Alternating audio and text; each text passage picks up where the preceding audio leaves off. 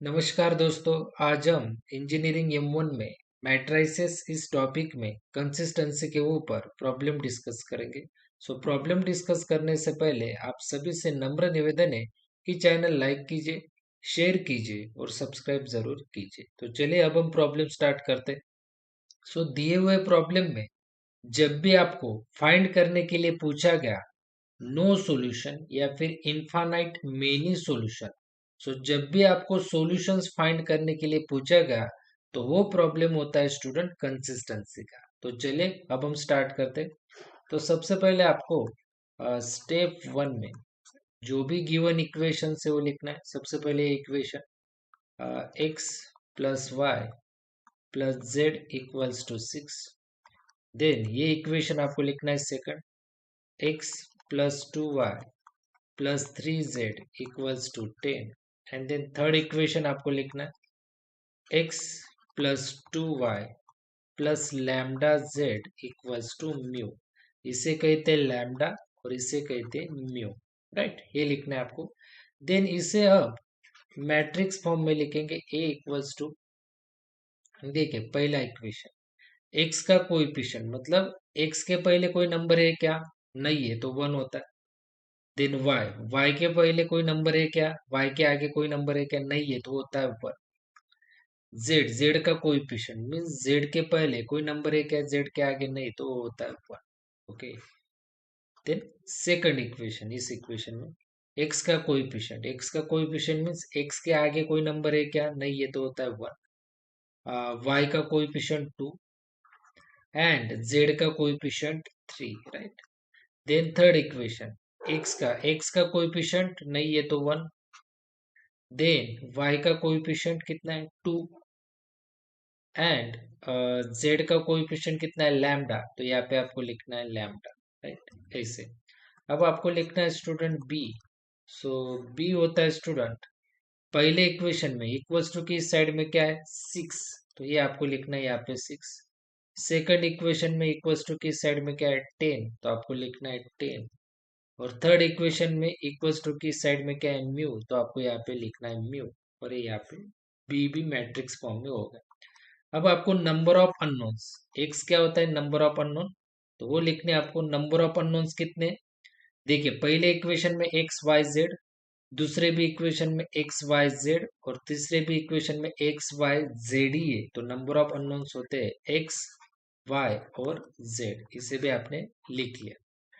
अब आपको फाइंड करना है student augmented matrix. Augmented matrix,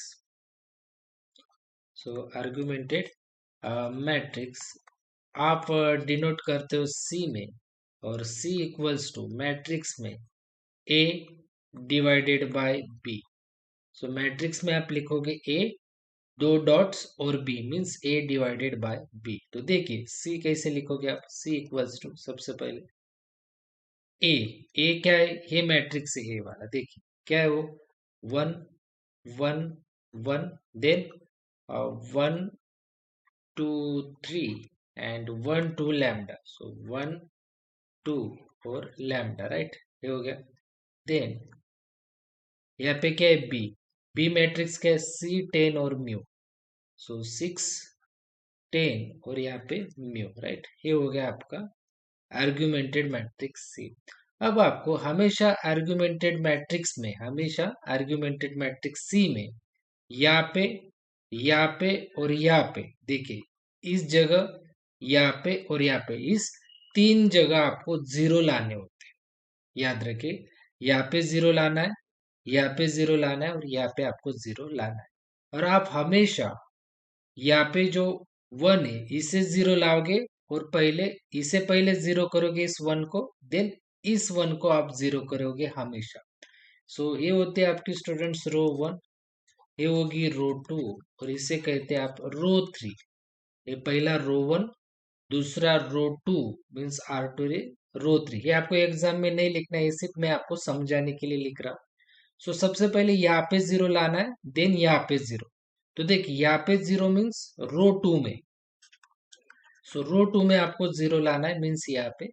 और आपने अगर 1 और इसको जीरो करने के लिए आप हमेशा इसके साथ ही कैलकुलेशन करोगे, इस नंबर के साथ। अगर आपको इसे जीरो करना है तो आप हमेशा इससे ही कैलकुलेशन करोगे। अगर 1 - 1 होगा तो क्या होगा? जीरो। 1 - 1 अगर आपने किया तो ये क्या होगा? जीरो। तो देखिए R2 - R1, राइट। R2 में क्या है? 1, और R1 में क्या है? 1। सो देखिए रो 2 और रो 1 में सब्सट्रैक्शन करेंगे, क्योंकि 1 - 1 होगा तो क्या हो जाएगा? जीरो। सो देखिए R2 - R1, राइट। अब आपको R3 में इस 1 को भी जीरो करना है, राइट ना। ये 1 कहाँ पे? R3 में। सो यहाँ पे आपको लिखना है R3, और ये 1 और ये -1, इसका भी हमेशा कैलकुलेशन आपको इस नंबर से ही करना है। ध्यान रखिए, इस नंबर से नहीं, इसका भी आपको हमेशा कैलकुलेशन इस नंबर से करना है। तो 1 - 1 हुआ तो जीरो होगा। यहाँ पे R3 में क्या है? 1 है, ओके। और -1 ये 1 कहाँ पे? R1 में। तो अगर आपने R3 - R1 किया, मीन्स 1 - 1 किया, तो यहाँ पे भी आएगा जीरो। तो चलिए देखते कैसे लिखेंगे। सो देखिए यहाँ पे पहले आपको first row as it is लिखना है, 1 1 1, राइट। वो आपको एज इट इज लिख लेना है, और यहाँ पे 6 एज इट इज, ओके। अब आप देखिए रो 2 में। सो मैं यहाँ पे मैं आपको कैलकुलेशन का बेसिक्स लिख के दूंगा, बेसिक्स, राइट। यहाँ तक देखिए, राइट। सबसे पहले क्या है? R2 - R1 है, राइट। R2 - R1, तो यहाँ पे मैं लिखता हूँ R2 - R1, ओके। देखिए R2 में क्या है? 1, माइनस R1 क्या है? R1 उस टाइम 1 है, तो 1 - 1 कितना होगा? जीरो। तो मैं यहाँ पे लिखूंगा जीरो। देन R2 में क्या है? अगला नंबर 2, तो यहाँ पे 2, माइनस R1 में कितना है? 1 है, देखिए 1। तो 2 - 1 कितना हुआ? 1। तो यहाँ पे मैं 1 लिखूंगा। देन यहाँ पे क्या है? 3 - 1, अगला नंबर R2 में क्या है? अगला नंबर R2 में 3। सो यहाँ पे मैं लिखूंगा 3, माइनस R1 में क्या है? अगला नंबर 1। तो 3 - 1 क्या होगा? 2। तो यहाँ पे मैं लिखूंगा 2। देन अगला नंबर क्या है? R2 में 10 है, तो यहाँ पे मैं लिखूंगा 10 माइनस, और R1 में क्या है? 6। सो 10 - 6 कितना हुआ? 4। तो यहाँ पे मैं लिखूंगा स्टूडेंट्स 4। अब मैं यहाँ पे देखिए R3 - R1, तो R3 - R1 यहाँ पे देखिए। सो R3 में पहला नंबर क्या है? 1। सो 1 माइनस, और R1 में क्या है नंबर? 1। तो 1 - 1 कितना होगा? जीरो। तो यहाँ पे मैं लिखूंगा जीरो। देन R3 में अगला नंबर क्या है? 2। सो मैं यहाँ पे लिखूंगा 2, देन माइनस, और R1 कितना है? R1 यहाँ पे 1 है, देखिए 1। तो 2 - 1 कितना होगा? 1। तो यहाँ में मैं लिखूंगा 1। देन R3 में अगला नंबर क्या है? लैम्बडा। तो यहाँ पे मैं लैम्बडा लिखूंगा माइनस, R1 में कितना है उस टाइम? R1 में 1 है, तो यहाँ पे मैं लिखूंगा लैम्बडा -1। तो आपको लैम्बडा -1 एज इट इज लिखना है। इस लैम्बडा -1 को आपको यहाँ पे एज इट इज लिखना है स्टूडेंट्स, इसमें कोई चेंज नहीं करना। R3, R3 में क्या है? R3 में अगला नंबर म्यू है, और माइनस करके R1 कितना है उस टाइम? 6 है।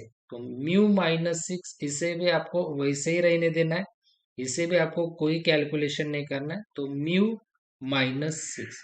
तो ऐसे, तो स्टूडेंट अब हम इस 1 को जीरो करेंगे, और इस 1 को अगर आपको जीरो करना होगा तो इसका कैलकुलेशन आप हमेशा इस नंबर से करोगे, रो 2 के इस नंबर से करोगे।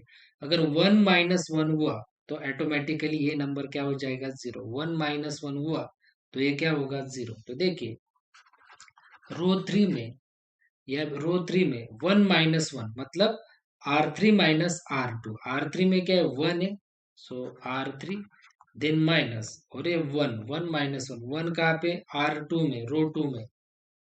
सो देखिए R3 - R2 मतलब 1 - 1, तो ये क्या हो जाएगा? जीरो। तो देखिए यहाँ पे C इक्वल्स टू, देन रो 1 और रो 2 लिख लेते।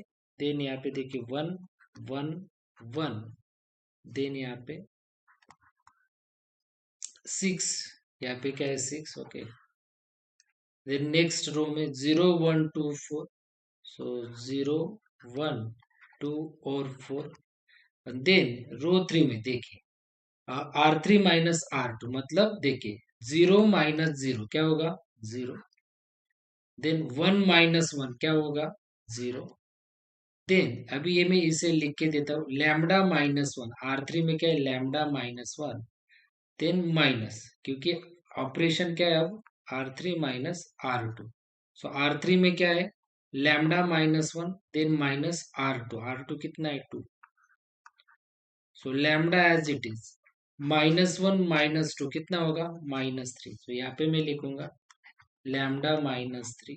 ओके, देन नेक्स्ट R3 में क्या है, μ-6, सो μ-6 R3 में, देन क्या है माइनस, और R2 में क्या है, R2 में 4, तो यहाँ पे मैं लिखूंगा 4। So mu as it is, -6 -4 होगा -10। सो मैं यहाँ पे लिखूंगा μ-10।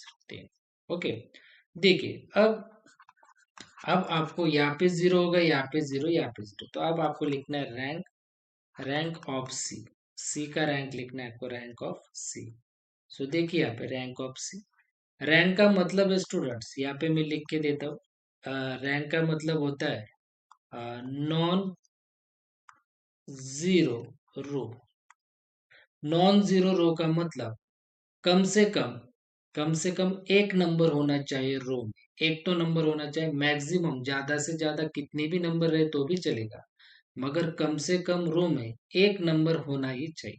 तो देखते, हे रो 1, हे आपकी रो 2, और हे आपकी रो 3। तो देखिए रो 1 में कितने नंबर है, 1 2 3 4, 4 नंबर है। ये रो 1 कंसिडर होगी रैंक के लिए, एक रैंक हुआ। रो 2 कितने नंबर है, 1 2 3, जीरो नहीं कंसिडर करना है, सिर्फ नंबर होने चाहिए, 1 से लेकर 9 तक। सो देखिए यहाँ पे 1 से लेकर 10 तक, right.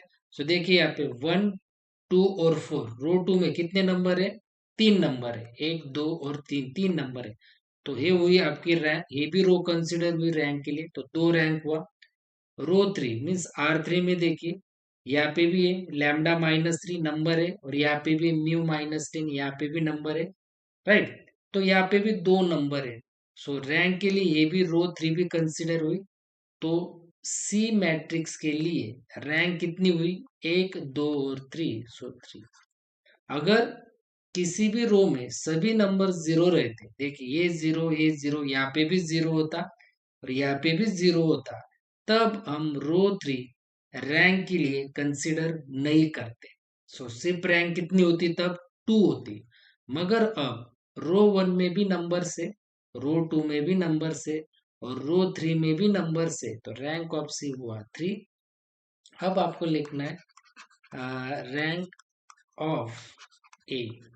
So rank of A मतलब ये जो यहाँ से लेकर यहाँ तक, ये होता है आपका मैट्रिक्स ए। अब आप मैट्रिक्स ए का रैंक चेक करें। सो देखिए पहला रो 1 2 और 3, 3 नंबर है, सो ये एक रो कंसिडर हुई रैंक के लिए। 0 1 2, सो कितने नंबर है, 2 नंबर है, ये भी रो कंसिडर हुई रैंक के लिए, मतलब 2 रैंक हुई। और 0 0 λ-3, यहाँ पे भी एक नंबर है। सो रैंक ऑफ ए कितना हुआ, 3। अब आपको फाइंड करना है नो सॉल्यूशन। सो सबसे पहले आपको फाइंड करना है नो सॉल्यूशन, राइट। सो जब भी आपको नो सॉल्यूशन आया स्टूडेंट, तब आपको मैट्रिक्स ए देखिए, मैट्रिक्स ए में यहाँ पे क्या है, यहाँ पे चेक करें कितना है, 3 है। तो आपको हमेशा लैम्डा की वैल्यू आपको करनी है 3। यहाँ पे जो भी नंबर होगा वो वैल्यू आपको लैम्डा की करनी है, और डायरेक्टली यहाँ पे लिखना है रैंक ए, ये डायरेक्टली आपको लिखना है 2। सिर्फ इतना ही करना है। और आपको यहाँ पे कौन सी वैल्यू है स्टूडेंट्स, 10 है, तो आपको सिर्फ इतना ही करना है। ये जो म्यू है स्टूडेंट, ये म्यू करना है आपको नॉट इक्वल टू 10। म्यू को क्या करना है आपको, नॉट इक्वल टू 10, इतना ही करना है आपको।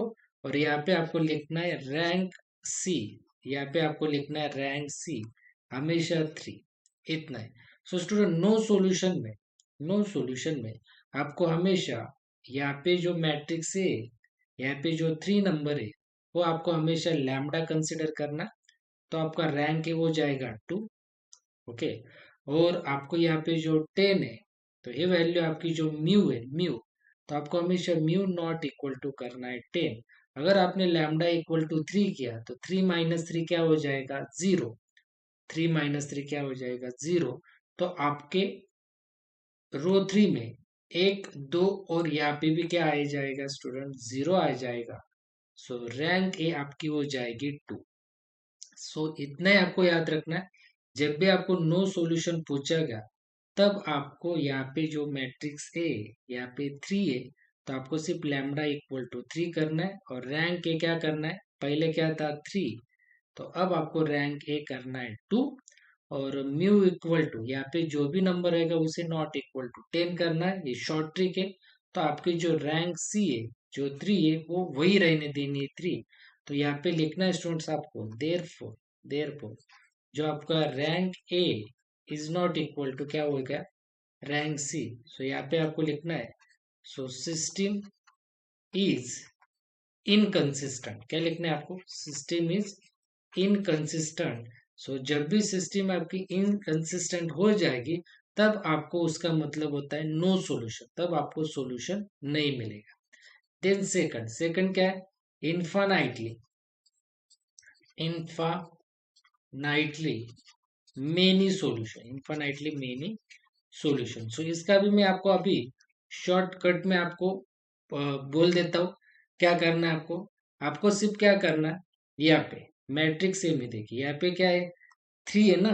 तो आपको लैम्डा इक्वल्स टू यहाँ पे भी जब भी आपको इन्फानाइट आएगा, क्या आएगा, इन्फानाइट वर्ड जब भी आएगा तब आपको मैट्रिक्स ए क्या है, यहाँ से लेकर आता है मैट्रिक्स ए, उसमें यहाँ पे क्या है 3 है, तो लैम्डा इक्वल्स टू क्या लेना है आपको 3, राइट। सो रैंक ए कितना हो जाएगा आपका 2। और म्यू इक्वल टू यहाँ पे क्या है 10 है, म्यू - 10, तो म्यू का वैल्यू भी आपको लेना है 10। कब, जब इन्फानाइट आएगा तब। तो आपका रैंक सी भी क्या हो जाएगा स्टूडेंट्स 2। रैंक सी भी क्या हो जाएगा, अब आपको 2 लेना है। जब भी आप लैम्डा की वैल्यू 3 लोगे तब आपको पहले रैंक कितना था, ए का 3 था, तो आपको रैंक ए कर लेना है 2 डायरेक्टली। और यहाँ पे म्यू - 10 है, तो जब भी आपको म्यू इक्वल टू 10 करना है, कब, इन्फानाइट में। तो म्यू इक्वल टू आपने 10 किया इक्वल टू, तो रैंक सी का पहले कितना था 3, अब आपको रैंक सी कितना करना है, एक से कम कर लेना है 2। तो इसका मतलब है स्टूडेंट आपका rank A equal to rank C कितना है 2। सो हे कम है नंबर ऑफ अननोन से। नंबर ऑफ अननोन कितने, 3 है, देखिए ना, इसे कहते हैं नंबर ऑफ अननोन। 1 2 और 3 है ना। तो नंबर ऑफ अननोन आपके क्या है, 3 है students, right. Number of unknowns कितने आपके 3। तो रैंक ए और रैंक सी कितना है 2, उससे ज्यादा नंबर ऑफ अननोन से। और जब भी ऐसी कंडीशन आएगी तब आपको लिखना है, देखिए तब आपको लिखना है, so system system is consistent. आप क्या लिखोगे, सिस्टम इज कंसिस्टेंट, क्योंकि क्या, रैंक ए और रैंक सी दोनों क्या है, इक्वल है तो इसीलिए consistent. But number of unknowns क्या है, अब ज्यादा है। So but it has it has infinitely it has infinitely many solutions, it has infinitely many solutions।